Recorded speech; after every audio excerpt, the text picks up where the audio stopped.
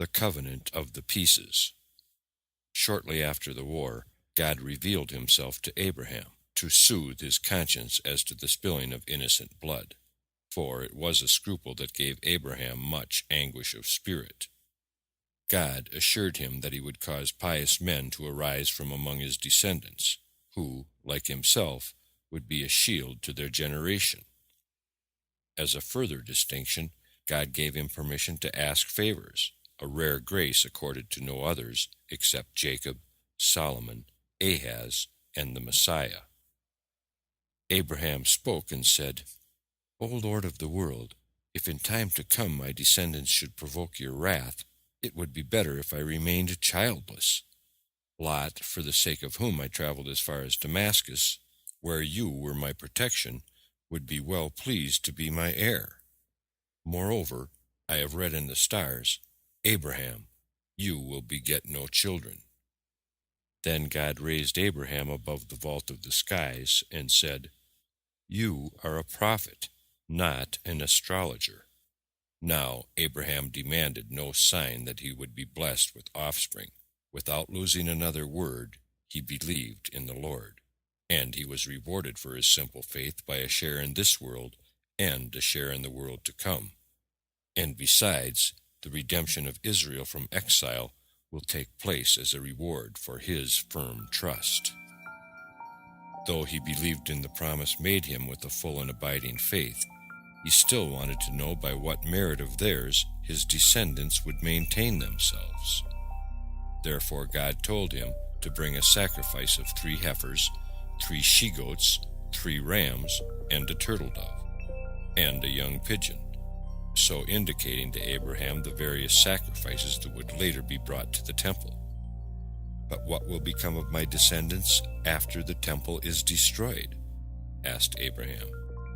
God replied and said, If they read the order of the sacrifices as they will be set down in the Scriptures, I will account it to them as though they had offered the sacrifices, and I will forgive all their sins.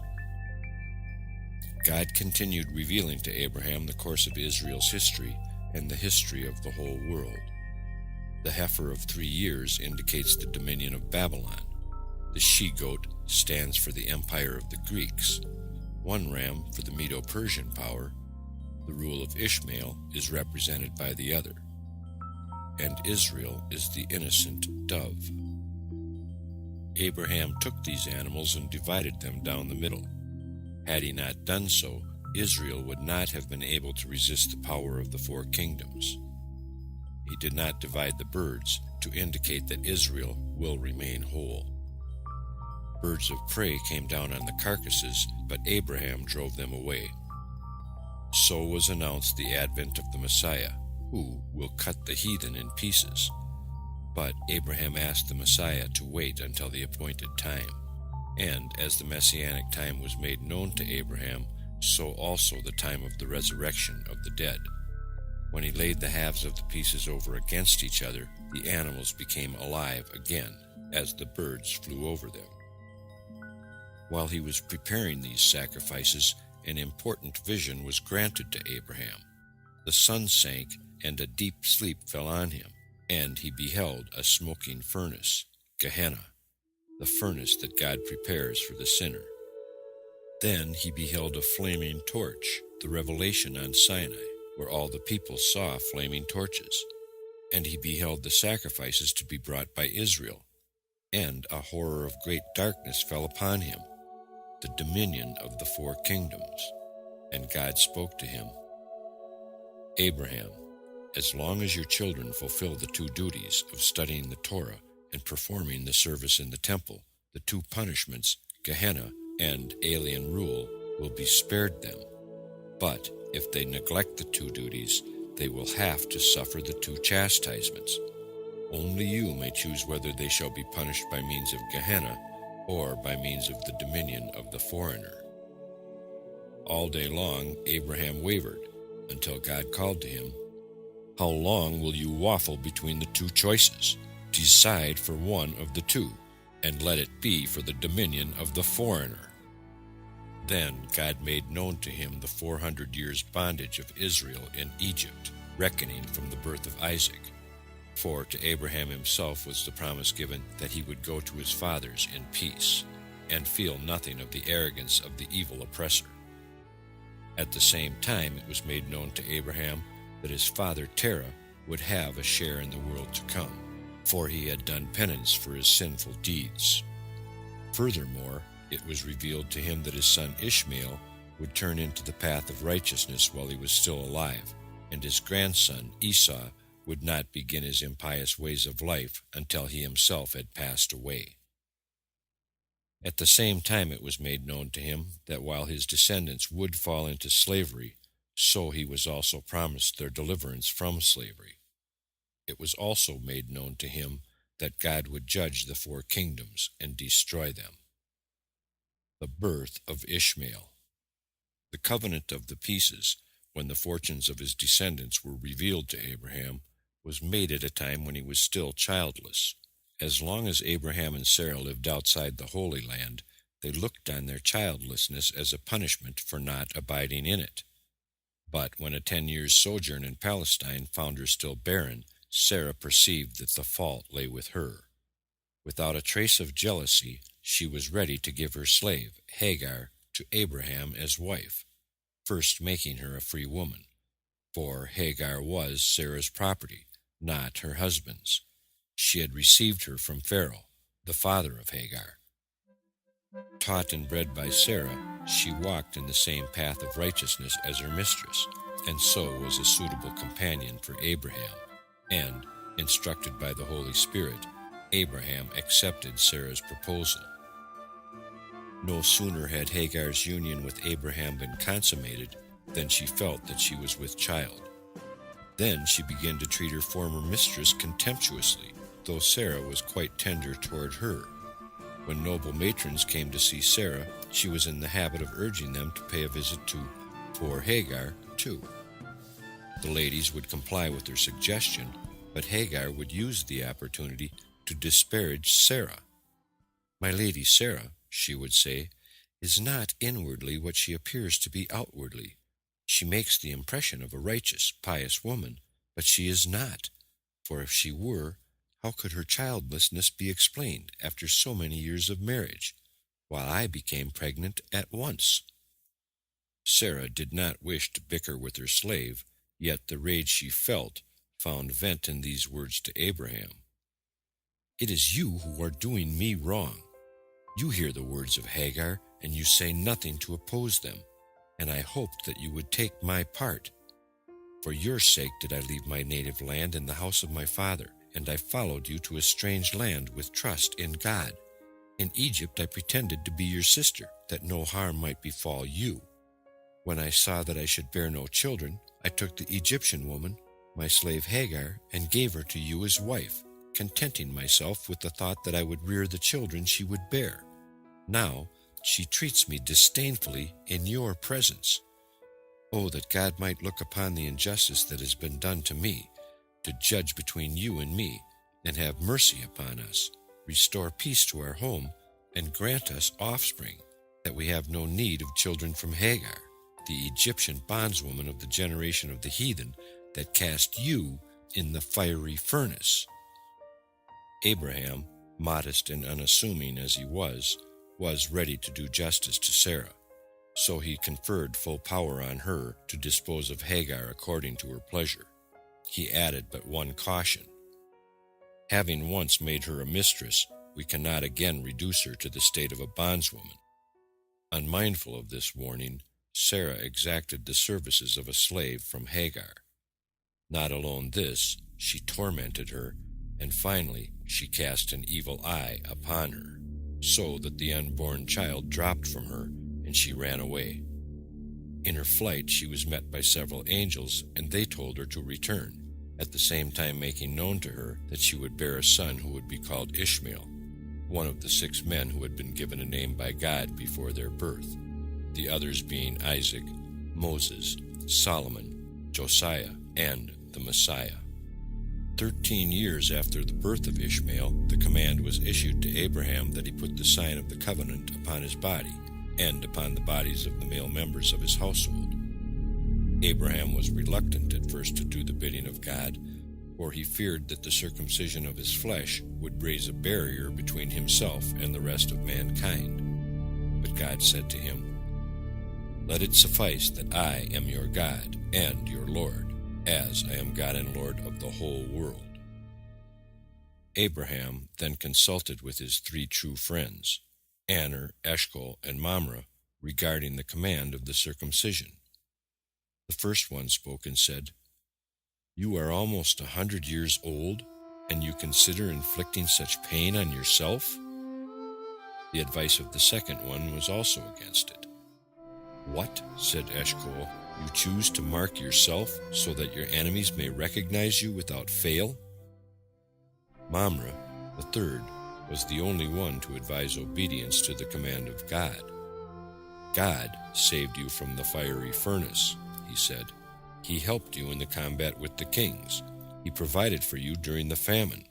Do not hesitate to execute his command concerning the circumcision."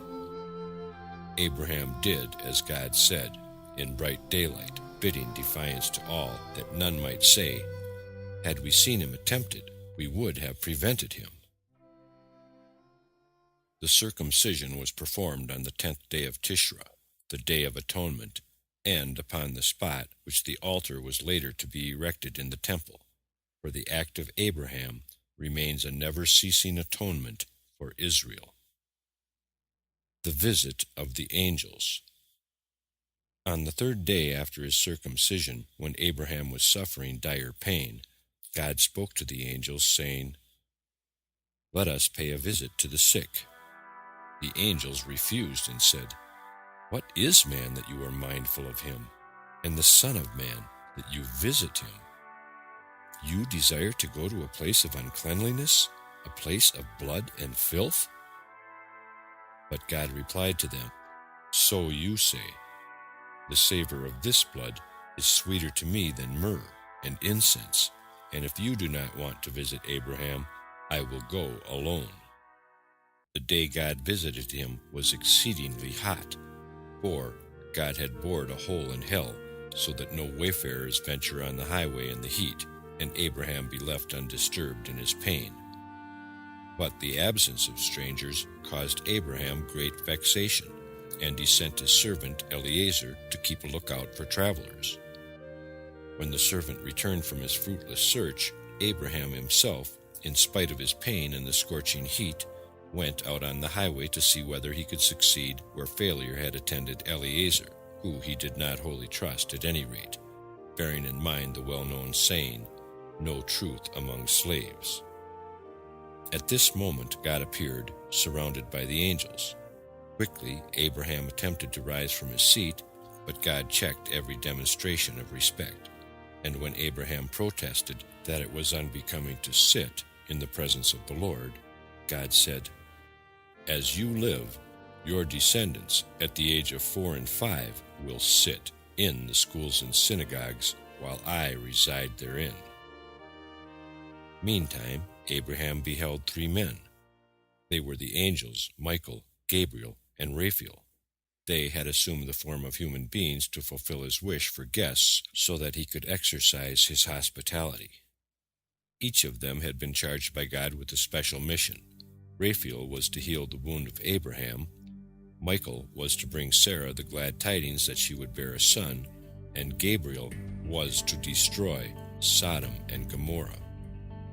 Arrived at the tent of Abraham, the 3 angels noticed that he was occupied in nursing himself, and they withdrew. Abraham, however, went after them through another door of the tent, which had wide-open entrances on all sides. He considered the duty of hospitality more important than the duty of receiving the Shekinah. Turning to God, he said, "O Lord, I beg you, do not leave me while I entertain these guests." Then he addressed himself to the stranger walking in the middle between the other 2, who, by this token, he considered the most distinguished. It was the archangel Michael, and he asked them all to turn aside into his tent. The manner of his guests, who treated one another politely, made a good impression upon Abraham. He was assured that they were men of worth he was entertaining. But as they appeared outwardly like Arabs, people who worshiped the dust on their feet, he asked them first to wash their feet, that they might not defile his tent. He did not depend only on his own judgment in reading the character of his guests. By his tent there was a tree which spread its branches out over all who believed in God, affording them shade. But if idolaters went under the tree, the branches turned upward, and cast no shade upon the ground. Whenever Abraham saw this sign, he would at once set about the task of converting the worshippers of false gods. And as the tree made a distinction between the pious and impious, so also between the clean and unclean. Its shade was denied them if they refrained from taking the prescribed ritual bath in the spring that flowed out from its roots, the waters of which rose at once for those whose uncleanliness was of a venial character and could be removed easily, while others had to wait 7 days for the water to come up. Accordingly, Abraham asked the 3 men to lean against the trunk of the tree so he could value their worth. Seeing they were of the truly pious, who promise little but perform much, Abraham said only, "I will fetch a morsel of bread so as to comfort your hearts, seeing that you chanced by my tent at dinner time. Then, after you have given thanks to God, you may pass on." But when the meal was served, it was a royal banquet, exceeding Solomon's at the time of his most splendid magnificence. Abraham himself ran to fetch cattle for meat. He slaughtered 3 calves, that he might be able to offer a tongue with mustard before each of his guests. In order to accustom Ishmael to God-pleasing deeds, he had him prepare the calves, and he told Sarah to bake the bread. But as he knew that women are apt to be stingy in the treatment of guests, he was explicit in his request. He said, "Make ready quickly 3 measures of the finest meal." As it happened, the bread was not brought to the table, because it had accidentally become unclean, and our father Abraham was accustomed to eat his daily bread only in a clean state. Abraham himself served his guests, and it appeared to him that the 3 men ate, but this was an illusion. In reality, the angels did not eat.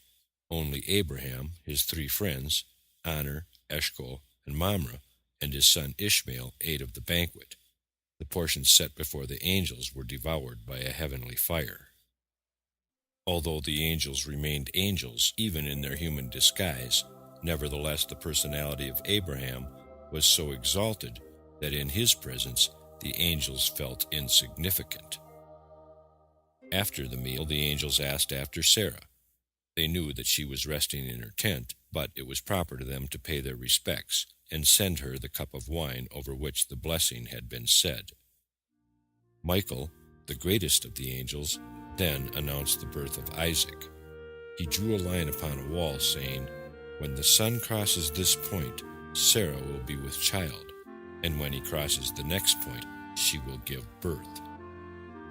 This communication was intended for Sarah, not for Abraham, to whom the promise had been revealed long before.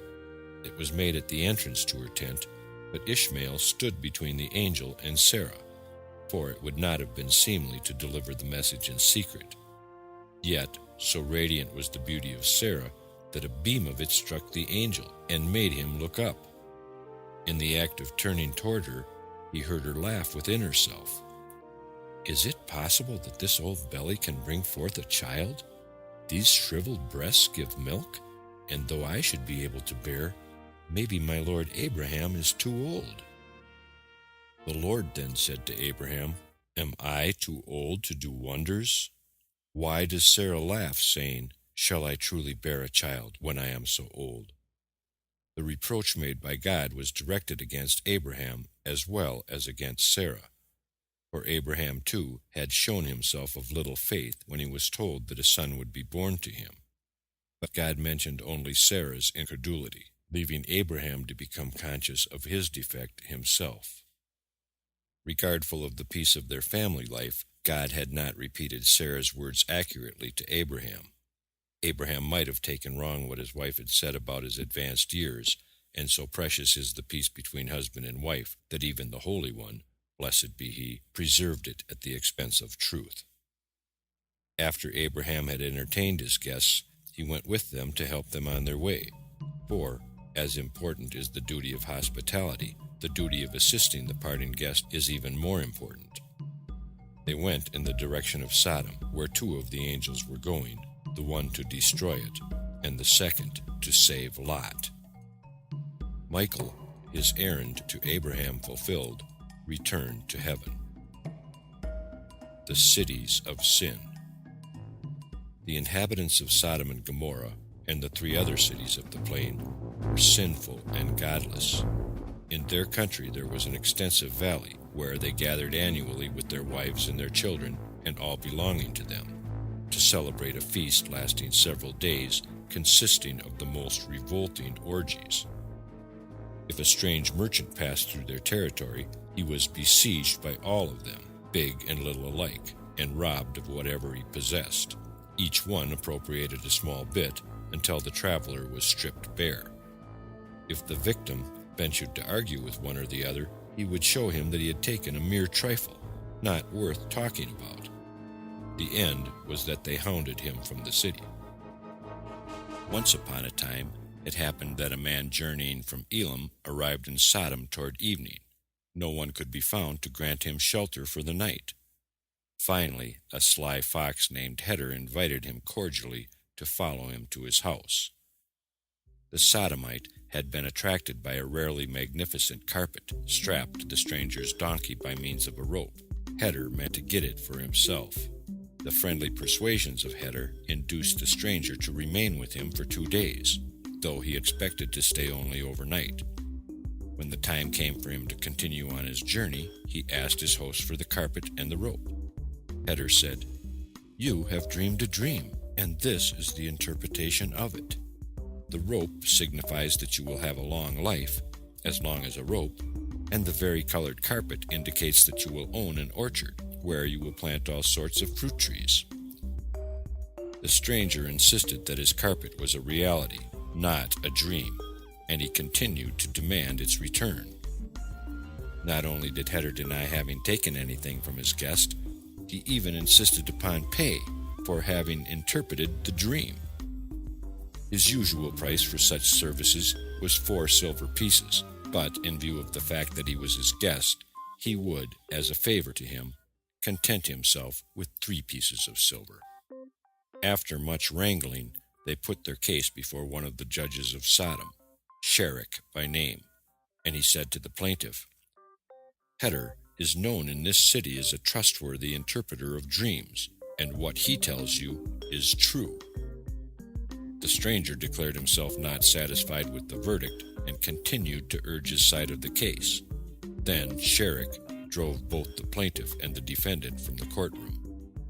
Seeing this, the inhabitants gathered together and chased the stranger from the city, and, lamenting the loss of his carpet, he had to go on his way. As Sodom had a judge worthy of itself, so also the other cities, Sharker and Gomorrah, Zabnak and Admah, and Manon in Zeboim. Eliezer, the bondsman of Abraham, made slight changes in the names of these judges, in accordance with the nature of what they did. The first he called Shekharah, liar; the second, Shakrura, arch-deceiver; the third, Kazban, falsifier; and the fourth, Mazaldin, perverter of judgment. At the suggestion of these judges, the cities set up beds on their commons.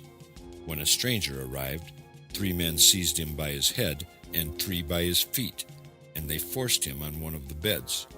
If he was too short to fit into it exactly, his 6 attendants pulled and wrenched his limbs until he filled it out. If he was too long, they tried to jam him in with all their combined strength until the victim was on the verge of death. His outcries were met with the words, "So will be done to any man that comes onto our turf." After a while, travelers avoided these cities, but if some poor devil was betrayed occasionally into entering them, they would give him gold and silver, but never any bread, so that he was bound to die of starvation. Once he was dead, the residents of the city came and took back the marked gold and silver which they had given him, and then they would quarrel about the distribution of his clothes. for they would bury him naked. Once, Eliezer went to Sodom at the bidding of Sarah to inquire after the welfare of Lot. He happened to enter the city at the moment when the people were robbing a stranger of his garments. Eliezer took up the cause of the poor wretch, and the Sodomites turned against him. One threw a stone at his forehead and caused considerable loss of blood. Instantly, the assailant, seeing the blood gush forth, demanded payment for having performed the operation of cupping. Eliezer refused to pay for the infliction of a wound upon him, and he was hauled before the judge, Shekharah. The decision went against him, for the law of the land gave the assailant the right to demand payment. Eliezer quickly picked up a stone and threw it at the judge's forehead. When he saw that the blood was flowing profusely, he said to the judge, "Now you pay my debt to the man, and give me the balance." The cause of their cruelty was their great wealth. Their soil was gold, and in their greed for more and more gold, they wanted to prevent strangers from enjoying any of their riches. Accordingly, they flooded the highways with streams of water, so that the roads to the city were obliterated, and none could find the way. They were as heartless towards animals as towards men. They begrudged the birds what they ate, and exterminated them. They behaved impiously toward one another, too, not shrinking back from murder to gain possession of more gold. If they observed that a man owned great riches, two of them would conspire against him. They would beguile him into a vicinity of ruins, and while the one kept him on the spot by pleasant conversation, the other would undermine the wall near which he stood, until it suddenly crashed down and killed him. Then the two plotters would divide his wealth between them. Another method of enriching themselves with the property of others was in fashion among them. They were clever thieves. When they made up their minds to commit theft, they would first ask the victim to take care of a sum of money for them, which they smeared with strongly scented oil before handing it over. The following night they would break into his house, and led to the place of concealment by the smell of the oil, rob him of his secret treasures. Their laws were calculated to do injury to the poor. The richer a man, the more he was favored before the law. The owner of 2 oxen was obliged to render 1 day's shepherd service, but if he only had 1 ox, he had to give 2 days' service. A poor orphan who was so forced to tend the flocks a longer time than those who were blessed with large herds, killed all the cattle entrusted to him in order to take revenge upon his oppressors, and he insisted, when the skins were assigned, that the owner of 2 head of cattle should have but 1 skin, but the owner of 1 head should receive 2 skins, in correspondence to the method used in assigning the work. For use of the ferry, a traveler had to pay 4 zuz, but if he waded through the water, he had to pay 8 zuz. The cruelty of the Sodomites went still further. Lot had a daughter, Paltit, so named because she had been born to him shortly after he escaped captivity through the help of Abraham. Paltit lived in Sodom, where she had married. Once a beggar came to town, and the court issued a proclamation that no one give him anything to eat, in order that he might die of starvation. But Paltit had pity upon the poor wretch, and every day when she went to the well to draw water, she supplied him with a piece of bread, which she hid in her water pitcher. The inhabitants of the 2 sinful cities, Sodom and Gomorrah, could not understand why the beggar did not perish. Suspecting that someone was giving him food in secret, 3 men concealed themselves near the beggar, and caught Paltit in the act of giving him food. She had to pay for her kindness with death. She was burned on a pyre.